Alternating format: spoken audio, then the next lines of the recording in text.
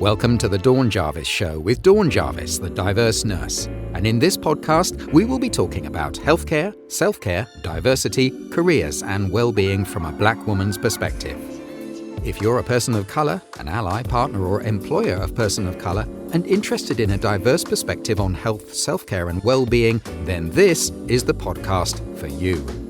If you are ready to turn your expertise into that thing you have always wanted to do and are not prepared to let potential barriers or difference hold you back, then you are definitely in the right place.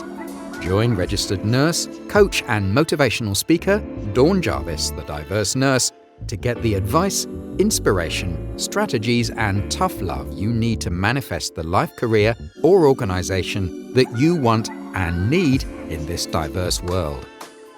We're really happy that you're here. So if you're ready, let's get on with the show.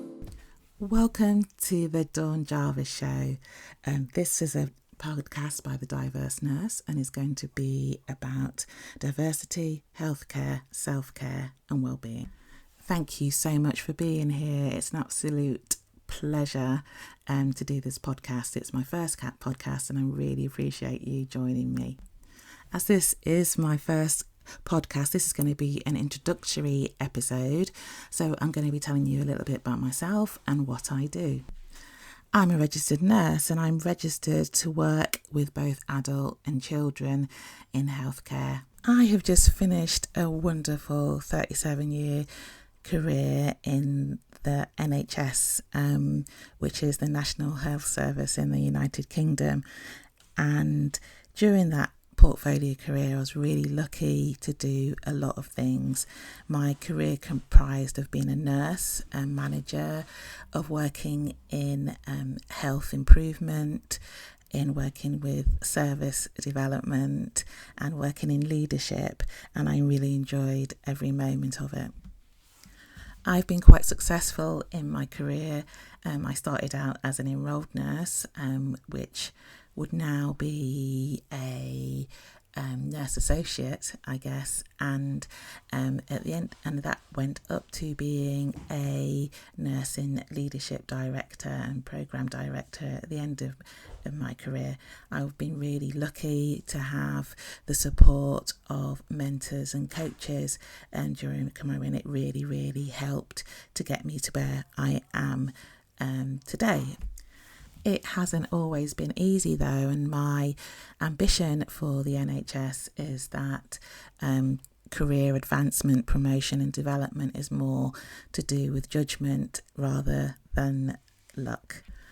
I love being a nurse and I still am a nurse, a registered nurse, and I would really recommend it as a career. One of the things I want to do going forward is to help nurses and healthcare workers to take advantage of development opportunities and help them move into leadership positions. I am also working with healthcare executives and my work will be around supporting them to develop their diverse workforce, which I believe and know is required to support healthcare users in our diverse populations and to help them to have their best health.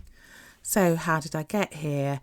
Well, I currently live in Wembley in northwest London, the home of Wembley Stadium, and I have lived in London for 37 years. In fact, the entire time I worked for the NHS. I was born in Loughborough in Leicestershire, and my family heritage is Jamaican. My parents came over from Jamaica in the 60s to make a life for themselves. I went to school in Loughborough, and so Loughborough is a place where there's not many black people. So I had this kind of dual lifestyle, which I think is familiar to many people who have immigrant parents.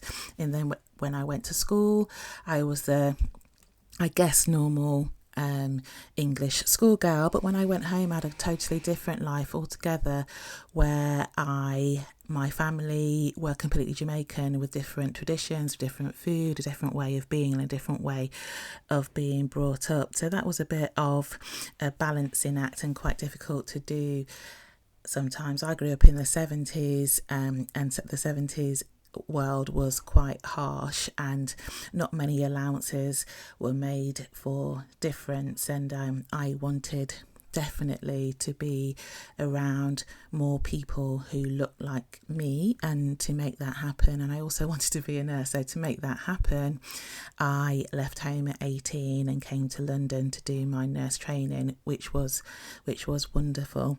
Interestingly, I assumed that my bullying days and racism were over because I thought everybody who worked for the NHS was kind and pure and not racist. That didn't turn out to be the case, but I had a wonderful time and met lots of wonderful people during the course of my career, a lot of whom I'm still in touch with today.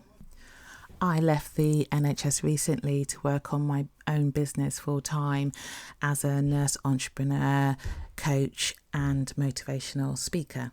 So now I bet you're thinking, what is a nurse entrepreneur? Well, to me, a nurse entrepreneur and what I do is someone who is a nurse and makes their living using the skills and expertise they acquired during their career as a nurse and during my career as a nurse. The portfolio of skills that I acquired as a nurse in my career included leadership, management, project management, and working as a program director. I also coached healthcare executives on quality assurance and how they were going to work with regulators, and I indeed worked for a regulator as well. So as a nurse entrepreneur, the things I offer to do are motivational speaking, and in fact I am speaking at the Nursing Times Careers live event on the 26th of September 2020, and I also do executive coaching with healthcare professionals specifically, and I do lifestyle coaching both with nurses and healthcare workers and anybody else who wants to move their lives more towards a success mindset. I'm also doing career coaching, health coaching and online courses and programs.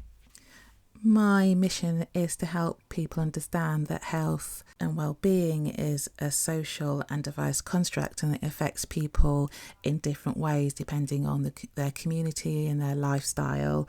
And I think that has an impact on how health services are delivered and how they're received. Plus, that has an impact on the workforces of those services and how they relate to their service users. So I think that's all about organisational development, and I want to help people with that service development in healthcare organisations. The way that healthcare services are designed, delivered and received has an impact on population health, and I'm hoping that this podcast will go some way to shining a light on how health and the services we use are used, how people engage with them, better ways to engage with them, and the resources that we need to make that better. So in this podcast, I'm going to be concentrating on healthcare and self-care and well-being from the perspective of myself as a Black woman, and also from the perspective of people who have protected characteristics in the UK.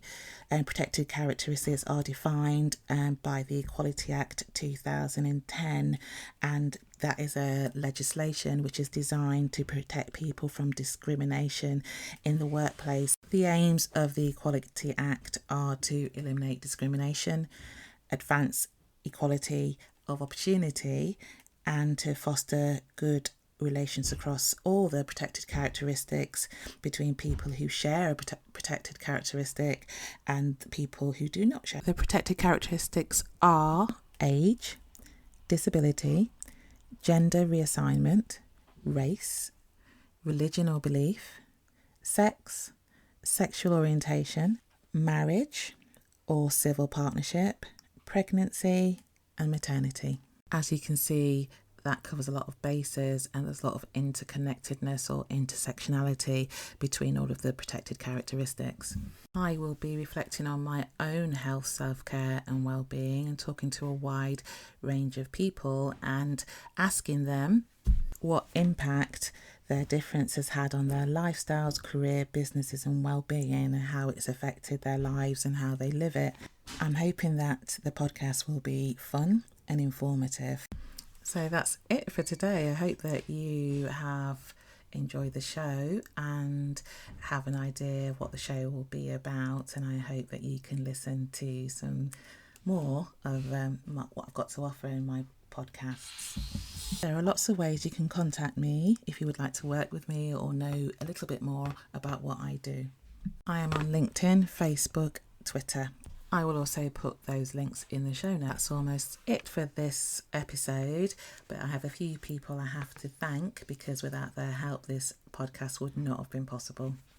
I would like to thank Rosetta Thurman and the members of her Six-Figure Queen Mastermind, and also the members of Podcast School for inspiring me to do this podcast. I'd like to thank Safia Sator, the Connected Entrepreneur, who's my personal coach, and the members of the Coaches Launch Lab and the Launch Lab membership for their advice, inspiration and support. These are amazing ladies. The other people who made this podcast possible are Matthew Morrison, Tyson's Ghost, who did the intro and outro music for this podcast, the voiceover artist and actor Andrew Bagley, who did the spoken intro and outro for the show, the actor Mia Jarvis, who is also my daughter, who gave me direction on my voice, and lastly I'd like to thank Fergus Elder, also known as the Farmer, for being my rock. Thanks a million for listening, and I hope to see you next time. Thank you for listening to the Dawn Jarvis Show. If you enjoyed this episode, there are 2 things you can do. Number 1, leave me a rating and a review on Apple Podcasts. It would mean so much to me if you took a moment out of your time to post your thoughts on the show. It will help me reach so many more people and help them with their well-being. Number 2, subscribe to my email list, the Diverse Nurse Digest, using the link in the show notes. Until the next time, thank you and goodbye.